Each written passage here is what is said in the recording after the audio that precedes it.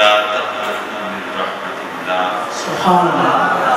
صدق الله مولانا العلي العظيم وصدق رسوله النبي الأمين ونحن على ذلك لمن الشاهدين والشاكرين والحمد لله رب العالمين. یہ آواز ذرا ہلکی کر دیجئے اور ای کو بالکل ختم کر دیجئے. ذرا آواز ہلکی ہوگی تو لوگ سمجھ جائیں گے، ورنہ گونج پیدا ہوتی رہے گی، بات سمجھ میں نہیں آئے گی. آج کی اس خوبصورت اور باوقار محفل کے میزبان اور روح و رواں استاذ العلماء حضرت علامہ مولانا مفتی عبدالخالق صاحب دامت برکاتہ العالیہ اور اس دارالعلوم مرکزی درسگاہ کے محتمم حضرت صاحبزادہ مفتی محمد آفتاب خالق صاحب سعیدی اور جملہ اراکین بزم سید الکونین صلی اللہ علیہ وسلم، مہمانان گرامی اور حاضرین محفل، 15ویں شعبان کی شب ہے اور یہ وہ مقدس رات ہے جو احادیث کی روشنی میں رب کائنات اس شب میں کارکنان قضاء و قدر کو آئندہ آنے والے برس کا، سال کا گویا ایجنڈا ان کو تھما دے گا. کس کی کتنی زندگی ہے، کس کو آنے والے سال میں عزت ملنی ہے، کس کو شہرت ملنی ہے، کس کو دولت ملنی ہے، اور کون سکون سے زندگی گزار پائے گا، کون کشمکش سے دوچار رہے گا. یہ تمام آنے والے سال کی جو تفصیل ہے رب کائنات ان کارکنان قضاء و قدر کو عطا فرما دیتا ہے جن کے ذمے اس نے ڈیوٹیز لگائی ہوئی. اسی لیے ہم سب رب کی بارگاہ میں اس شب میں جھولیاں پھیلاتے ہیں، التجائیں کرتے ہیں. مولا ہم تو خطا کار اور گناہ گار ہیں، ہم سے لغزشیں بھی ہوئی، نافرمانیاں بھی ہوئیں، حکم دولیاں بھی ہوئیں. ہم نے تیرے فرامین سے روگردانی بھی کی، لیکن مولا تو رحمان ہے، تو رحیم ہے، تو ستار ہے، تو غفار ہے. مولا کریم تو اپنے بندوں کے حال پر رحم فرما، ہماری خطاؤں کو بخش دے، لغزشوں سے درگزر فرما دے، اور مولا کریم ہمیں اپنی پکڑ سے بچا لے، قہر و غضب سے بچا لے، اور اپنے انعام و اکرام سے سرفراز کرو. آپ نے بھی دیکھا ہوگا کہ بہت سے لوگ خطوط کی صورت میں، آج کل سوشل میڈیا پر پوسٹ کی صورت میں، کبھی زبانی کلامی، کبھی فون کی صورت میں درخواستیں پیش کرتے ہیں کہ جناب اگر کبھی میں نے آپ کا دل دکھایا ہو تو آپ مہربانی کریں، آپ درگزر کر دیں، مجھے معاف کر دیں. یہ ایک بہت پازیٹیو، ایک بہت مثبت چیز ہے. وہ اس لیے کہ جب کوئی شخص اپنی غلطی کو تسلیم کرتا ہے تو تبھی تو وہ غلطی کو پر کی معافی مانگتا ہے. اگر مانے گا نہیں تو معافی کس چیز کی؟ تو انسان کا راستہ روکتی ہے اس کی انا.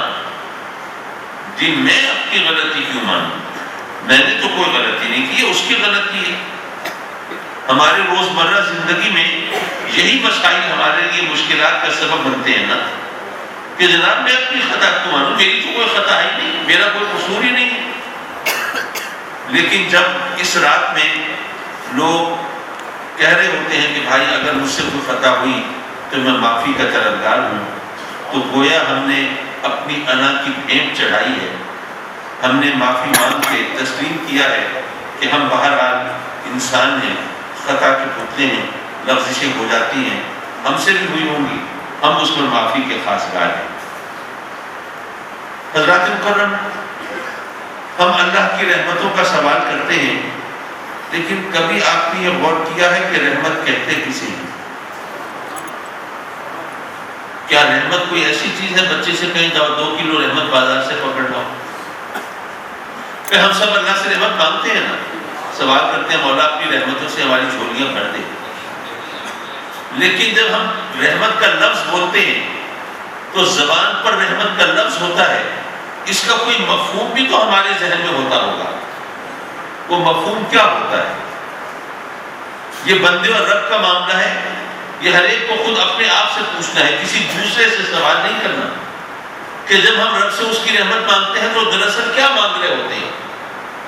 میں اللہ والوں کی بات نہیں کرتا، میں اپنے جیسے گناہگاروں کی بات کرتا ہوں کہ ہم جب اللہ سے رحمت کا سوال کرتے ہیں تو ہم کیا مانگتے ہیں؟ مال، دولت، زمین، جائیداد، گھر، گھر والی، اولاد، صحت، عافیت، عہدہ، منصب، طاقت، اقتدار، شہرت، نام و نمود، یہی چیزیں مانگتے ہوتے ہیں۔ اور مزے کی بات یہ ہے کہ جتنی چیزوں کا میں نے ذکر کیا ہے ان سب کا تعلق اس دنیا سے ہے، آخرت سے نہیں ہے۔ یعنی ہم نے اللہ کی رحمت کو اس دنیا تک محدود کر دیا۔ حضرات مکرم، در حقیقت اس کی رحمت کیا ہے یہ تو اپنی جگہ پر ایک سوال ہے اور اس پر انشاءاللہ ہم کچھ گفتگو کرتے ہیں، لیکن یہ دیکھیے کہ ہمیں اس دنیا میں کتنا رہنا ہے، 60-70 سال، 80-90 سال، کوئی بہت ہم نے تیر مارنا ہو، کوئی جناب ریکارڈ قائم کرنا ہو تو چلو 100 سال، 150 سال، اس سے آگے کی تو کوئی امید نظر نہیں آتی۔ اور آخرت میں کتنا رہنا ہے؟ ہمیشہ۔ اگر ہمیشہ کا مفہوم ہمیں آتا ہے تو ہمیشہ کے مقابلے میں 150 سال کیا، کروڑوں سال کی بھی کوئی حیثیت نہیں ہے۔ جہاں ہمیشہ رہنا ہے وہاں کے لیے ہمیں کوئی فکر نہیں، اور جہاں یہ چند برس گزارنے ہیں اس کی فکر میں ہم بھولے جاتے ہیں، مرے جاتے ہیں۔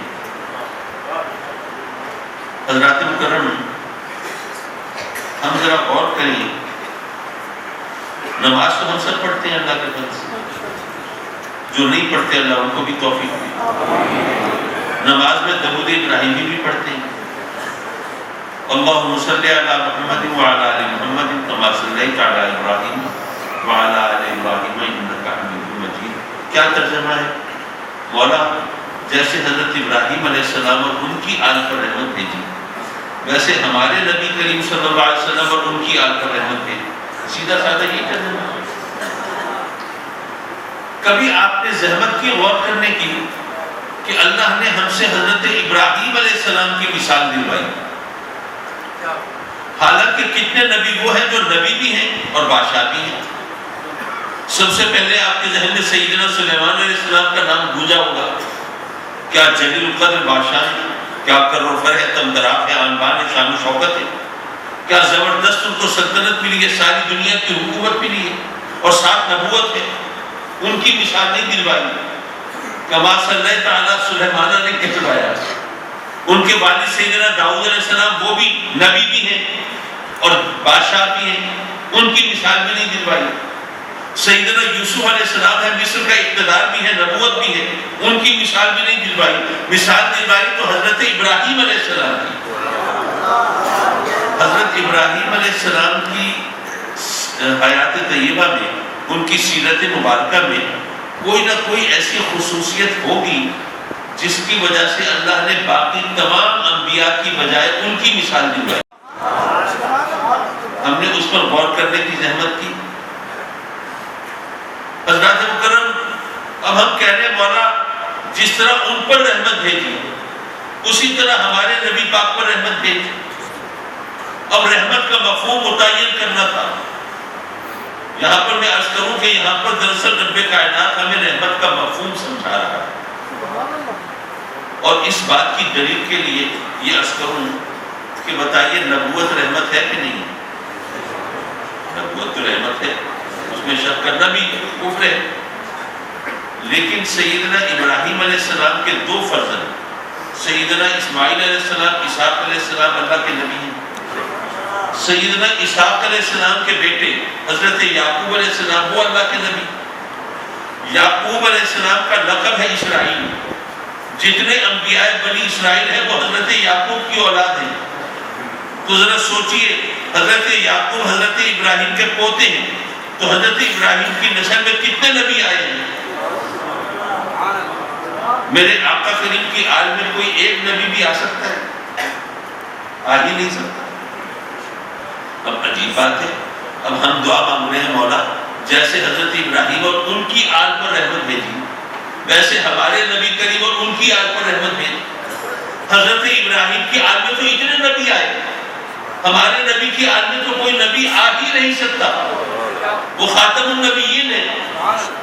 تو کیا ایک محال چیز کا ہم ہمیشہ تمام مسلمان مل کر قیامت تک ایک ایسی چیز کی دعا مانگتے رہیں جو ممکن ہی نہیں؟ اور یہ علماء سے پوچھئے کہ جو چیز محال ہو اس کی دعا مانگنا جائز بھی ہے؟ تو میں عرض کروں گا کہ دراصل یہاں پر رب کائنات نے ہمیں رحمت کا مفہوم سمجھایا تھا، اس کو ہم نے سمجھنے کی زحمت ہی گوارا نہیں۔ وہ کیسے؟ سیدنا ابراہیم علیہ السلام کی سیرت طیبہ میں ایک خصوصیت ہے۔ ویسے تو تمام نبی آزمائشوں سے دوچار ہوتے ہیں، ابراہیم علیہ السلام کی خصوصیت یہ ہے کہ وہ جب آزمائشوں سے گزرتے ہیں اور اس میں سرخرو ہوتے ہیں تو اس شان سے کہ میں اپنے رب کی رضا پہ راضی ہوں۔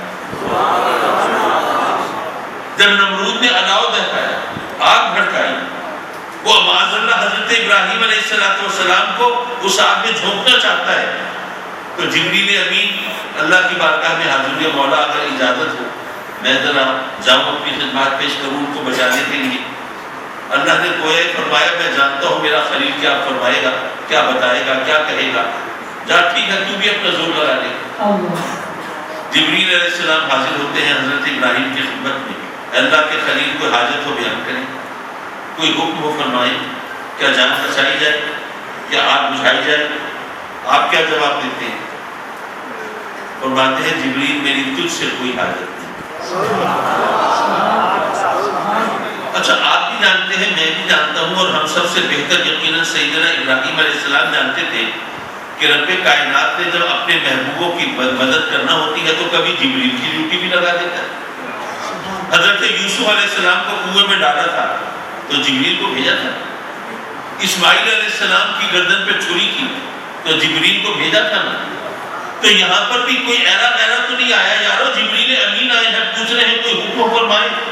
تو حضرت ابراہیم علیہ السلام یہ سوچ سکتے تھے کہ اللہ نے میری جان بچانے کے لیے نمرود کی آگ سے محفوظ رکھنے کے لیے جبریل کو بھیجا ہوگا، تو فوراً فرماتے کہ بھئی جبریل بڑے اچھے وقت پہ آ گئے جب نمرود تو خامخواہ میری جان کے پیچھے پڑا ہوا ہے، چلو جلدی سے مجھے یہاں سے نکال کے لے چلو۔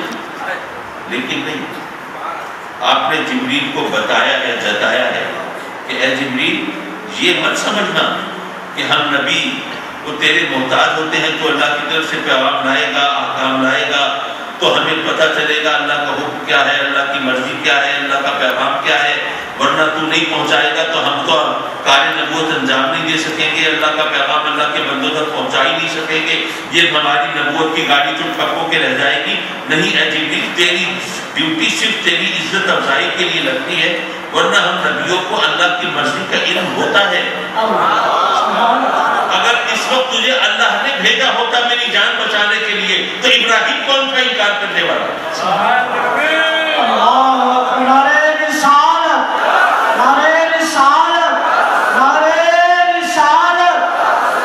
جگر گوش حضور غزالی زمان، فیضان حضور غزالی زمان۔ لیکن میں جانتا ہوں کہ تجھے اللہ نے نہیں بھیجا، تو اپنی مرضی سے آیا ہے۔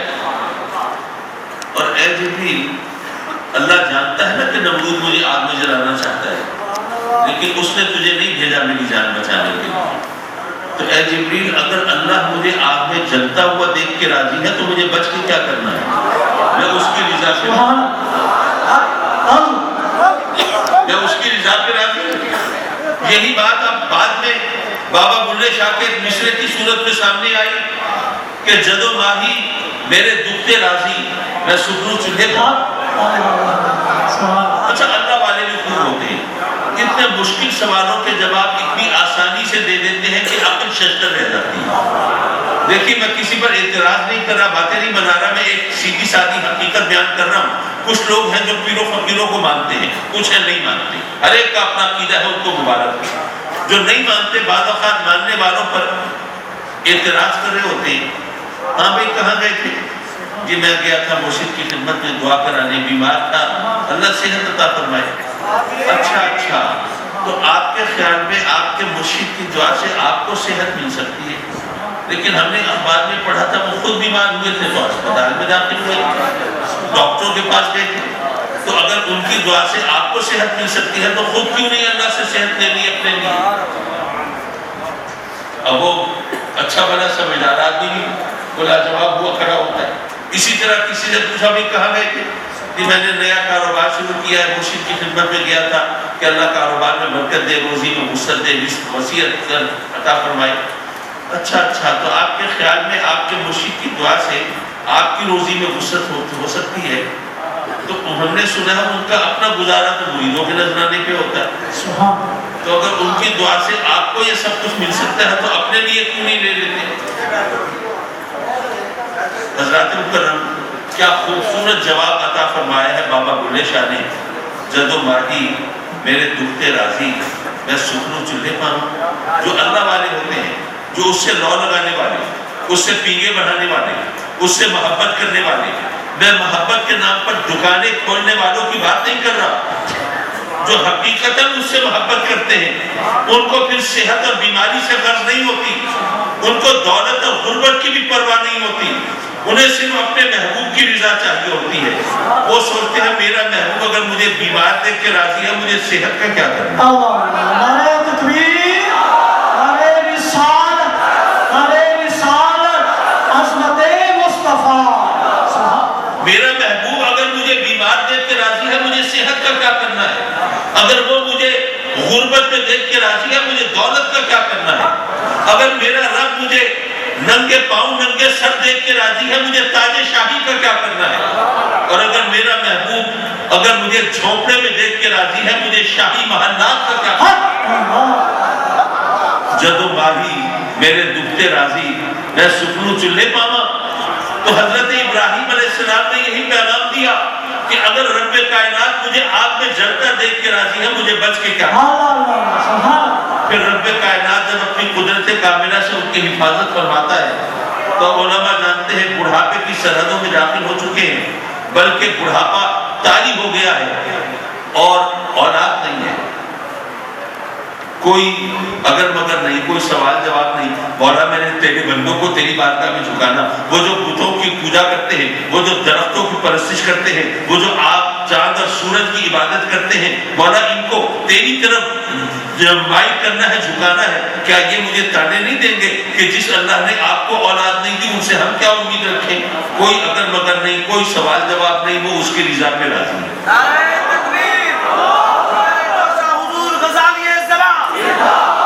پھر جب رب کائنات اپنی قدرت کاملہ سے بڑھاپے کے اس حصے میں جہاں آدمی مایوس ہو جاتا ہے، اولاد عطا فرماتا ہے، تو اب آپ سوچئے بڑھاپے کی اولاد کتنی پیاری ہوتی ہے۔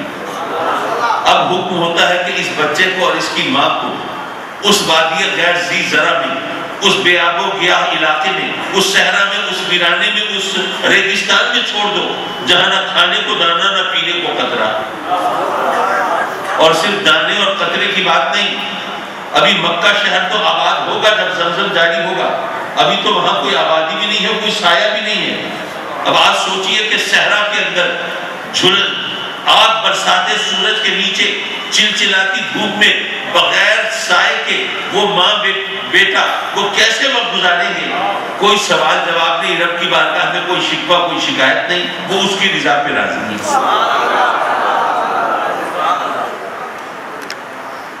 یہاں پہ ایک ذرا غیر متعلق بات ہے لیکن اس میں ایک سبق ہے، وہ کہتا چل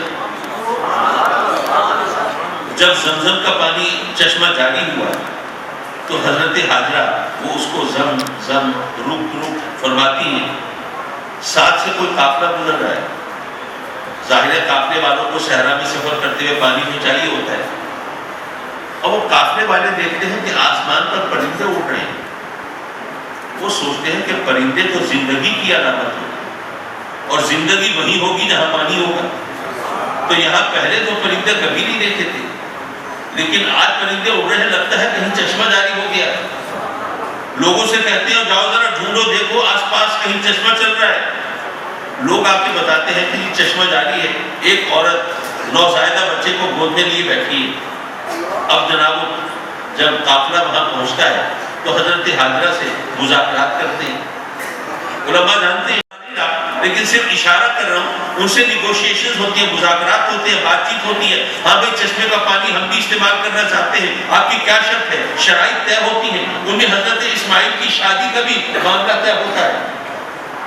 میں اس تفصیل میں نہیں جاتا، صرف ایک جملہ بول رہا ہوں، اگر آج کے دور میں آپ کہیں کوچ میں صحرا سے گزر رہے ہیں اور آپ کو پانی چاہیے ہو، اور آپ راستے میں دیکھیں کہ ایک چشمہ جاری ہے، ایک عورت ایک نومولود بچے کو گود میں لیے بیٹھی ہے، آپ نے کوچ وہاں سے جا کے روکی اور اس سے اترے، آپ میں سے کوئی پوچھنے کی زحمت گوارا کرے گا اس عورت سے کہ چشمے کا پانی پی سکتے ہیں؟ کوئی پوچھے گا کہ نہیں؟ ٹوٹ پڑیں گے چشمے پہ۔ اور اگر اس عورت نے کوئی ریزسٹ کرنے کی کوشش کی، روکنے کی کوشش کی، تو الٹا اس کے گلے پڑ جائیں گے۔ ایسا ہے کہ نہیں ہے؟ یارو آج سے ہزاروں سال پہلے زمانہ قبل تاریخ میں ایک عورت نوزائیدہ بچے کے ساتھ بیٹھی ہے ویرانے میں، چشمہ جاری ہے، پورا قافلہ آتا ہے، اس عورت سے مذاکرات طے کر کے پھر پانی چشمے کا پانی استعمال کرتے ہیں، ویسے نہیں کرتے۔ اور آج ہمارا یہ عالم ہے، تو اس سے پتہ چلتا ہے کہ تہذیب کے راستے پر پتہ نہیں الٹا سفر کر رہے ہیں، سیدھا سفر کر رہے ہیں۔ یہ تو ہمیں اپنے گریبان میں جھانکنا چاہیے، خود سوچنا چاہیے۔ معاف کیجیے، یہ تو میں نے صرف ایک سبق آموز بات کی، وہ کہہ دی، ذرا ہم اپنی فکر کے سفر پہ سفر جاری رکھیں۔ حضرت رب کائنات ان ماں بیٹے کو اپنی قدرت کاملہ سے بچا لیتا ہے۔ اب بچہ جب اس قابل ہوتا ہے کہ باپ کا ہاتھ بٹا سکے، دیکھیے بچہ چھوٹا ہوتا ہے نا، ماں باپ کو محبت تو ہوتی ہے، لیکن وہ صرف محبت ہے۔ جب بچہ ہاتھ بٹانے کے قابل ہو جائے تو ضرورت کا رشتہ بھی جڑ جاتا ہے، محبت دگنی ہو جاتی ہے۔ اب حکم ہوا کہ اس بچے کو میری راہ میں قربان کر دو۔ کوئی سوال جواب نہیں، مولا یہی کچھ کرانا تھا، پھر نہیں دیا ہوگا، نہیں، وہ اس کی رضا پہ راضی۔ تو حضرت ابراہیم علیہ السلام کی مثال دلوا کے ہمیں دراصل یہ پیغام دیا کہ اے لوگوں، دراصل میری رحمت یہ ہے کہ بندہ میری رضا پہ راضی رہنا سیکھ لے، ورنہ تمہیں کیا پتا تمہارے لیے کون سی چیز اچھی ہے کون سی بری ہے۔ پھر آپ کے بچے نے آپ سے فرمائش کی کہ جی مجھے موٹر سائیکل دلوا دیں، پہلے تو آپ نے رب کی بارگاہ میں شکایتوں کے دفتر کھولے۔ ہماری آج کل یہی عادت ہے، پہلے تو رب سے شکایتیں کرتے ہیں۔ مولا سنا ہے کافروں میں وہ جناب ٹریلینئر ہیں، وہ کھرب پتی ہیں جو کہ اپنے بچے کو روز جہاز دلوا دیں تو ان کو کوئی فکر نہیں ہوتی۔ مجھ سے بچے نے موٹر سائیکل مانگی ہے، میں تیری راہ میں جھکنے والا، تیرے محبوب کے نام کا کلمہ پڑھنے والا، سجدہ ریز ہونے والا، مولا تجھ سے تعلق جوڑنے والا، میں ترسی سے سکتی ہوں زندگی گزار رہا ہوں۔ شکوے شکایتیں کر کے پھر ذرا مشورہ کیا، بچے نے موٹر بائک مانگی ہے، اگر اس کی فرمائش پوری نہ ہوئی تو اس کی تو اپنے ہمجولیوں میں دوستوں میں بڑی بےزتی ہوگی، لوگ کہیں گے تمہاری کوئی حیثیت ہی نہیں ہے، گھر والوں کی نظر میں ایک موٹر سائیکل مانگی تھی کوئی دلائی نہیں، تو یہ تو بڑا بے عزت ہوگا، اس کی عزت بچانے کے لیے اس کی فرمائش تو پوری کرنی پڑے گی۔ تو چلو بھائی کوئی کمیٹی ڈالو، کوئی قرض دار اٹھاؤ، جمع پوری اکٹھی کرو، کر آ کے کسی طرح بچے کو موٹر سائیکل دلوا دی۔ اب آج کل بچے موٹر سائیکل چلاتے تو نہیں ہیں، اڑاتے ہیں۔ اب خدا نہ خواستہ وہ تیز رفتاری کی وجہ سے یا ون ویلنگ کی وجہ سے یا کسی بھی سبب سے بچہ کسی حادثے سے دوچار ہوا، کوئی جان لیوا حادثہ تھا، بچے پہ جو گزری سو گزری، آپ ساری زندگی اپنے آپ کو الزام دیتے رہیں گے۔ وہ تو بچہ تھا، موٹر بائک کی فرمائش کر رہا تھا، میں تو سمجھدار تھا، مجھے سوچنا چاہیے تھا بچے کو کس عمر میں موٹر سائیکل دلوانی چاہیے۔ اگر ہمیں پتا ہو کہ یہ چیز ہمارے لیے کسی نقصان کا سبب بنے گی، حادثے کا سبب بنے گی، کیا وہ چیز چاہیں گے ہم؟ نہیں، ہم نہیں جانتے، لیکن وہ تو جانتا ہے نا۔ تو اگر ہم اس کی رضا پہ راضی ہو جائیں گے تو ہمارے لیے بہتر ہوگا کہ نہیں ہوگا؟ اچھا بتائیے، ماں ہمارا برا چاہے گی؟ نہیں، وہ تو ماں ہے، کیسے برا چاہے گی؟ لیکن ماں ہم جیسی انسان ہی تو ہے، اس سے مس کیلکولیشن بھی ہو سکتی ہے۔ وہ جس کو ہمارے لیے اچھا سمجھے ہو سکتا ہے وہ بری ہو چیز، جس کو برا سمجھے ہو سکتا ہے وہ چیز ہمارے لیے اچھی ہو، لیکن وہ جو ماں سے 70 گنا زیادہ محبت کرتا ہے کیا وہ برا چاہے گا؟ یقیناً نہیں، اور وہ تو اس سے تو غلطی کا بھی کوئی امکان نہیں۔ تو اگر ہم اس کی رضا پہ راضی رہنا سیکھ لیں تو یارو اس سے بڑھ کر ہمارے لیے کیا ہو سکتا ہے؟ ہم اپنی منمانی کرنے پہ کیوں تلے رہتے ہیں؟ ہم کیوں اپنی مرضی چلانا چاہتے ہیں؟ اگر ہم اس کی رضا پہ راضی ہو جائیں، وہ بہتر جانتا ہے کیا چیز ہمارے لیے بہتر ہے۔ اگر ہم نے سرکشی نہیں کی ہے، اگر بغاوت نہیں کی ہے، اگر اس کے قہر و غضب کو دعوت نہیں دی ہے، تو پھر وہ جو ہمارے لیے چاہتا ہے وہ ہمارے لیے سب سے بہتر ہوگا۔ لوگ کہتے ہیں جی اب ہماری غربت جو ہے وہ بھی بہتر ہے ہمارے لیے، سسک رہے ہیں، ترس رہے ہیں، پریشان ہیں، روزی کے لیے پریشان ہوتے ہیں، کیا کریں؟ اچھا جی چلیے اس حوالے سے بھی دیکھ لیتے ہیں، بتائیے ہمیں ہر چیز کا حساب دینا ہے رب کی بارگاہ میں کہ نہیں؟ دینا ہے۔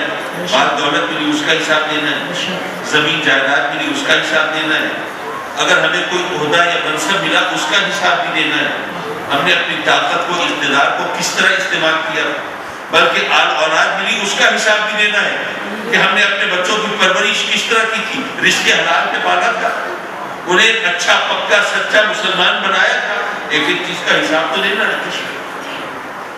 حضرات مکرم کیا پتا، اچھا آپ میں یہاں آیا ہوں آپ کی خدمت میں، فرض کیجئے میں آپ میں سے 2 افراد کو زحمت دوں، ایک کو 100 روپے دوں، دوسرے کو 10 لاکھ روپے دوں، اور 2-4 مہینے کے بعد پھر پھیرا لگاؤں، دونوں کو بلاؤں، بھائی آپ کو 100 روپے دیے تھے ذرا بتائیے کہاں خرچ کیے، آپ بتائیے آپ کو 10 لاکھ دیے تھے آپ نے کہاں لگائے، کیا خیال ہے کس کے لیے حساب دینا آسان ہوگا؟ 100 روپے تو آج کل حساب کتاب میں آتے ہی نہیں ہے، اس کے لیے بہت زیادہ آسان ہوگا۔ یارو کیا پتا اسی محفل میں کچھ لوگ ایسے ہوں جو اپنی غربت کے ہاتھوں پریشان ہوں، رب کی بارگاہ میں شکوے بھی کرتے ہوں، لیکن رب کائنات گویا ہی فرماتا ہو کہ میرا بندہ غربت سے تنگ تو ہے، پریشان تو ہے، لیکن میں جانتا ہوں کہ یہ چند روز یہ غربت میں گزار لے، پریشانی میں گزار لے، یہ اس کے لیے بہتر ہے، ورنہ اگر میں نے اس کو مال زیادہ دے دیا اس کی آخرت بگڑ جائے گی، اس کے لیے حساب دینا مشکل ہے۔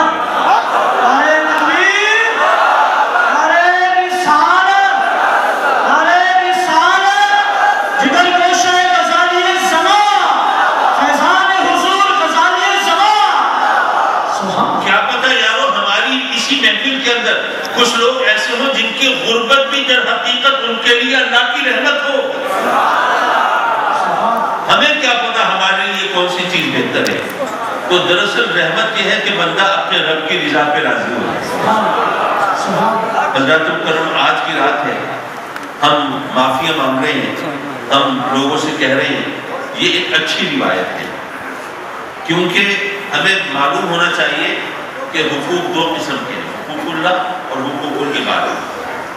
حقوق اللہ اگر وہ چاہے گا تو معاف فرما دے گا، لیکن اس نے بتا دیا ہے کہ میرا ایک حق ایسا ہے جو میں معاف نہیں کروں گا۔ اگر کسی نے میرے ساتھ کسی کو شریک ٹھہرایا، کسی نے شرک کیا، اس کی کوئی معافی نہیں، لیکن اگر تم سے ویسے کوتاہیاں ہو جائیں، لفظیں ہو جائیں، نافرمانیاں ہو جائیں، نماز چھوڑ بیٹھو، حلال حرام میں گڑبڑ کر بیٹھو، روزے کے اندر کوئی ڈنڈی مار بیٹھو، تو چلو میں چاہوں گا تو معاف کر دوں گا، لیکن حقوق العباد معاف نہیں ہوں گے جب تک وہ بندہ معاف نہ کرے جس کا حق تم نے مارا۔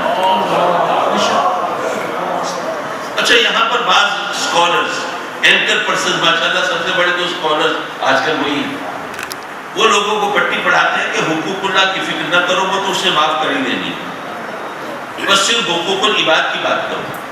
میں عرض کروں گا یہ بھی شیطان کا مکر ہے، بے شک اللہ چاہے گا تو اپنے حقوق معاف فرما دے گا، لیکن یارو اگر ہم نے اپنی خطاؤں کو تسلیم کیا تو معاف فرمائے گا، ہم نے اس کے در رحمت پر دستک دی تو معاف فرمائے گا نا۔ اگر ہماری آنکھوں سے اشک ندامت ٹپکے، پیشانی پر شرمندگی کا پسینہ آیا، اگر ہم اپنے کیے پر نادم ہوئے، اگر دل میں خدا کا خوف پیدا ہوا اور اگر ہم نے اس سے استغفار کیا تو معاف فرمائے گا نا۔ لیکن اگر ہم اپنے کیے پر شرمندہ نہیں ہوتے، گناہ بھی کرتے ہیں اور اس کے لیے بہانے تراشتے ہیں، جواز پیش کرتے ہیں کہ میں نے گناہ اس لیے کیا ہے، اس کو جائز ثابت کرنے کی کوشش کرتے ہیں اور ہم اپنی سرکشی اور بغاوت پر ندامت کا اظہار بھی نہیں کرتے، پھر وہ کیوں معاف فرمائے گا؟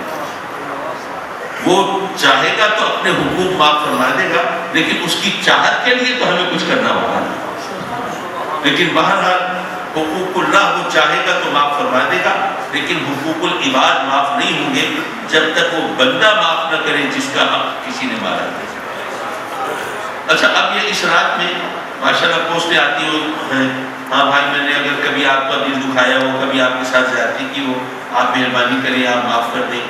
بے شک اس طرح معافی مانگنا ایک اچھی روایت ہے، اس سے آدمی کی انا ختم ہوتی ہے اور وہ اپنی غلطی کا اقرار کر رہا ہے۔ لیکن ایک بات اور ہے، کسی بندے کا آپ کو پتہ ہے کہ آپ نے اس کا حق مارا ہے، اس کی زمین دبائی ہوئی ہے، اس کی رقم آپ نے ہضم کی ہوئی ہے، لیکن آپ اس سے کہہ رہے ہیں جی میں نے اگر آپ کے ساتھ زیادتی کیا تو معاف کر دیں، اس طرح معافی نہیں ملتی۔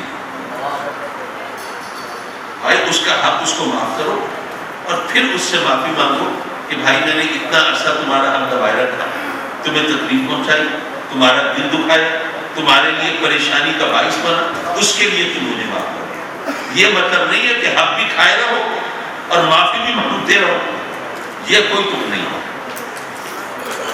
یہ اس طرح معافی مانگنا تو معافی کے ساتھ مذاق ہے، تو اس طرح مذاق نہیں کرنا چاہیے، بلکہ ہم لوگ دعاؤں کے ساتھ بھی مذاق کرتے ہیں۔ وہ کیسے؟ دعا مانگ رہے ہیں مولا ہمیں بخش دے، ہمیں معاف کر دے، اور کام وہ کر رہے ہیں جس سے اس کا قہر و غضب لازم ہو۔ پھر آپ سوچئے، آپ اگر کھیتی باڑی آپ کا پیشہ ہے، اگر آپ بیج نہ بوئیں، ہل نہ چلائیں، پانی نہ دیں، کھاد نہ ڈالیں، صرف دعا مانگتے رہے مولا فصل اچھی کر دے، مذاق ہے کہ نہیں؟ آپ کو کراچی جانا ہے، سواری نہ پکڑے، سفر کے لیے کوئی وسیلہ اختیار نہ کرے، بس دعائیں مانگ رہے مولا مجھے خیریت سے کراچی پہنچا دے، تو دعا کے ساتھ مذاق ہے کہ نہیں؟ تو ہم دعا کے ساتھ مذاق نہ کیا کریں، دعا کے ساتھ دعا کی قبولیت کے لیے اگر عمل کریں گے تو رب کائنات کی رحمتیں ہمارے شامل حال ہوں گی۔ لیکن خالی پوری زبان سے دعا مانگیں گے اور راہ عمل پر نہیں چلیں گے، یہ دعا کے ساتھ مذاق ہے۔ تو دعا کے ساتھ ہمیں مذاق نہیں کرنا چاہیے۔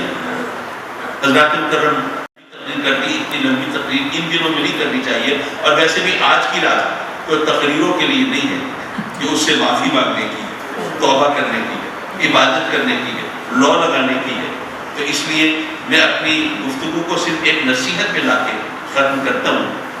آج کل نصیحتیں کرنا بھی آسان کام نہیں ہے، کسی کو نصیحت کرے تو الٹا گلے پڑ جاتے ہیں۔ آپ کو بڑا شوق ہے نصیحت کرنے کا، حلال پہ گزارا کرو، حلال میں روٹی پوری نہیں ہوتی، یہ کپڑا لگتا دوا دارو کہاں سے کریں؟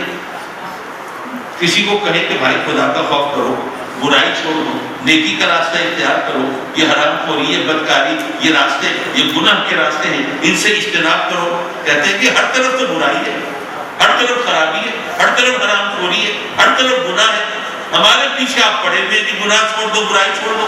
چلو ہم نے چھوڑ دی تو کیا دنیا سے برائی ختم ہو جائے گی؟ کیا اچھائی کا بول بالا ہو جائے گا؟ کیا ساری دنیا سنور جائے گی؟ آپ کو نصیحتیں کرنے کا شوق، بندہ بھی بیچارہ اپنا سمو لے کے رہ جاتا ہے۔ اس مسئلے کا حل ہے ایک حکایت۔ ابھی میں تقریب میں ذکر کر رہا تھا کہ نمرود نے الاؤ دہکایا تھا حضرت ابراہیم علیہ السلام کو اس میں معاذ اللہ ڈالنے کے لیے۔ کتنا بڑا الاؤ تھا؟ کہتے ہیں کہ وہ الاؤ کا عالم ایسا تھا کہ وہ فرشتے شعلے اتنے اونچے تھے کہ اس کے اوپر سے پرندے پرواز نہیں کر سکتے، شعلوں کی بلندی کا عالم یہ تھا۔ حکایت یہ ہے کہ ایک بلبل چونچ میں پانی لے کے چل پڑی۔ کسی نے پوچھا بھی بلبل کہاں جا رہی ہے؟ کہتی ہے میں نمرود کی آگ بجھانے جا رہی ہوں۔ ظاہر مذاق تو ہونا تھا، لو جی ان کی بلند ہمتی دیکھو، ان کی عالی زندگی دیکھو، ماشاءاللہ ان کے ارادے دیکھو. وہ آگ جہاں پر پانی کے حوض پلٹ دیے جائیں تو آگ کا کچھ نہ بگڑے. یہ چوک پہ پانی لے کے جا رہی ہے، میں آگ بجھانے جا رہی ہوں. اس بلبل نے جو جواب دیا وہ ہم سب کے لیے مشعل ہے. وہ کہتی ہے کہ میں بے وقوف اور پاگل نہیں ہوں. مجھے پتا ہے کہ پانی کے چند قطرے اس آگ کا کچھ نہیں بگاڑ سکتے. یہ تو وہاں پہنچ بھی نہیں پائیں گے، پہلے ہی بھاگ بن کے اڑ جائیں گے. ان کی اوقات کیا ہے؟ لیکن بات یہ ہے کہ بعد میں فہرست بنے گی. وہ کون تھے جو آگ لگانے والے تھے اور وہ کون تھے جو آگ بجھانے والے تھے. یہ پانی کے چند قطرے وہ آگ تو نہیں بجھا سکتے، لیکن مجھے اس فہرست میں جگہ تو دلا سکتے ہیں نا جو آگ بجھانے والوں کی. یارو اگر ہم برائی چھوڑ دیں، ممکن ہے کہ دنیا کو فرق نہ پڑے. یہاں برائی پھیلی رہے، اچھائی کا پتہ بھی نہ چلے، اسی طرح خرابی ہو، اسی طرح حرام خوری ہو، اسی طرح بدکاری ہو، اسی طرح گناہوں کا بازار سجا ہو. ویسے میرا ایمان ہے کہ فرق پڑتا ہے. خربوزے کو دیکھ کے خربوزہ رنگ پکڑتا ہے، لیکن چلو ایک لمحے کو مان لیا کہ فرق نہیں پڑے گا اگر ہم برائی چھوڑیں. تو یارو فرق نہیں پڑے گا تو دنیا کو نہیں پڑے گا، ہمیں تو پڑے گا نا. فہرست تو بنے گی، لسٹ تیار ہوگی. وہ کون تھے جو برائی پھیلانے والے تھے اور وہ کون تھے جو نیکی اور اچھائی کے چراغ جلانے والے تھے. نعرہ تکبیر، نعرہ رسالت، نعرہ رسالت، عظمت مصطفیٰ، قائد ملت اسلامیہ، جگر گوش غزالی زمان، فیضان حضور غزالی زمان، فیضان حضور غزالی زمان، مشائخ اہل سنت، علماء حق اہل سنت. تو ہم کیا چاہتے ہیں؟ ہمارا نام کون سی فہرست میں درج ہو، ہمیں اس کے مطابق عمل کرنا چاہیے. تقریر میں ختم کر چکا. میری ایک درخواست ہے. ہمارا عقیدہ ہے بزرگوں کے ہاتھ چومنا جائز، ہمارا عقیدہ ہے. لیکن پہلی بات یہ ہے کہ وہ بزرگ جن کے ہاتھ چومنا جائز ہیں وہ بزرگ کا پردہ رہ چاہیے، وہ تو اب نگاہوں کے سامنے رہے نہیں. دوسری بات یہ ہے کہ ہاتھ چومنا بزرگوں کے کوئی فرض نہیں ہے، کوئی واجب نہیں ہے، کوئی سنت نہیں ہے، صرف مستحب ہے. مستحب کیا ہوتا ہے؟ وہ کام جو کرو تو اچھا ہے، نہ کرو تو گناہ نہیں. اور مستحب بھی تب ہوگا جب اس کے ہاتھ چومے جس کے ہاتھ چومنا جائز ہے. تو حضرات محترم، ہم لوگ بس پتہ نہیں کیا. اچھا مفتی صاحب تشریف فرمائیں، ہاتھ چومنا جائز تو ہے، لیکن کیا کوئی حدیث ایسی ہے کہ آپ کے کریم جب بھی تشریف لاتے ہو تو صحابی دوڑ پڑتے ہو ہاتھ چومنے کے لیے، ایک ایک صحابی علیحدہ ہاتھ چوم رہا ہو؟ ایسا تو کوئی بھی نہیں ہے. لیکن ہم لوگوں نے اس کو اپنا شعار بنا لیا ہے. تو اس لیے مہربانی کریں، یہ اس سے گریز کریں، اس سے اجتناب کریں. یہ صحیح نہیں ہے اور اس سے پھر خامخواہ آگے برائیاں کرتی ہیں. جناب جس کے ہاتھ چومتے ہیں تو اس کا دماغ خراب ہو جاتا ہے، میں پتہ نہیں کیا چیز ہوں، ساری دنیا میرے ہاتھ چوم رہی ہے. دوسری بات یہ ہے کہ پھر ہاتھ چومنے کے بعد پھر پاؤں چومنے کی باری آتی ہے، پھر نہ جانے اور کہاں کہاں صورتحال بگڑے. تو اس لیے مہربانی کریں کہ نت ایون ان دا بڈ، وہ پہلے ہی برائی کو ختم کریں تو تاکہ آگے مسئلہ نہ پھیلے. ہاتھ چومنا فرض اور واجب اور سنت نہیں ہے، اس لیے میرے ہاتھ پہ تو رحم کریں. باقی بزرگوں کے آپ جن کے آپ ہاتھ چومنا چاہتے ہیں ضرور چوم لیا کریں. وآخر دعوانا الحمدللہ. تیرے بندے تیری بارگاہ میں سواری ہے، مولا آنے والا برس ہمارے لیے اپنی رحمتوں کے نزول کا سال بنا دے، ہمارے لیے عزت اور راحت کا سال بنا دے. روزی رزق کے تنگی سے بچا لے میرے مولا، رزق کی فراوانی عطا فرما. آج کل رزق کی تنگی نے تیرے بندوں کو میرے مولا عاجز کیا ہوا ہے. کوئی رزق کی تنگی کی وجہ سے، غربت کی وجہ سے، بے روزگاری کی وجہ سے، ورنہ کوئی جرم کے راستے پہ چل پڑا ہے، کوئی بھیک مانگنے لگا ہے، اور کچھ لوگ وہ بھی ہیں جو خودکشی کرنے کا سوچ رہے ہیں. رحم کرتے میرے مولا اپنے حال پہ، اپنے سوا کسی کا محتاج نہ کرنا. میرے مولا قرضے کی لعنت سے نجات عطا فرما، ادائیگی کے لیے غیر سے کوئی بہانہ پیدا کروا دے. میرے مولا کچھ تیرے بندے بیمار ہیں ان کو صحت دے دے، شفا کاملہ دے دے، بیماریوں سے چھٹکارا دے دے۔ کچھ تیرے بندے اولاد سے محروم ہیں، اپنے کرم سے جھولیاں بھر دے، وہ ہر ایک اولاد دے دے، خوش نصیب اولاد دے دے، اور جن کو اولاد دی ہے میرے مولا انہیں اولاد کا سکھ دکھا، اولاد کی خوشیاں دکھا، اولاد کے دکھ سے بچا دے، ہمارے بچوں کو ہمارے خوابوں کی تعبیر بنا دے، ہمارے لیے عزت و راحت کا سامان بنا دے، ہمیں نیکیوں کی توفیق دے، ہمیں نیکیوں سے محبت دے، ہمیں برائیوں سے نفرت دے، اپنے سجدوں کی لذت دے، اپنی عبادت کا ذوق دے، اپنے احکام کے مطابق زندگی گزارنے کے قابل بنا۔ یہ ادارہ قائم رہے اور اس ادارے کو چلانے والے قائم رہے میرے مولا، جو تیرے گھر کو آباد رکھتے ہیں تو ان کے گھروں کو آباد رکھتے، اور اپنے کرم سے ان بزرگوں کی علماء کی مفتی عبدالخالق صاحب مملہ کی عمروں میں برکت عطا فرما، اور فکر و عمل کی قوت کے ساتھ تاج سلامت رکھنا۔ آمین آمین آمین یا رب العالمین، وصلی اللہ تعالی علی خیر خلقہ و نور عرشہ محمد و آلہ و صحبہ اجمعین، آمین برحمتک یا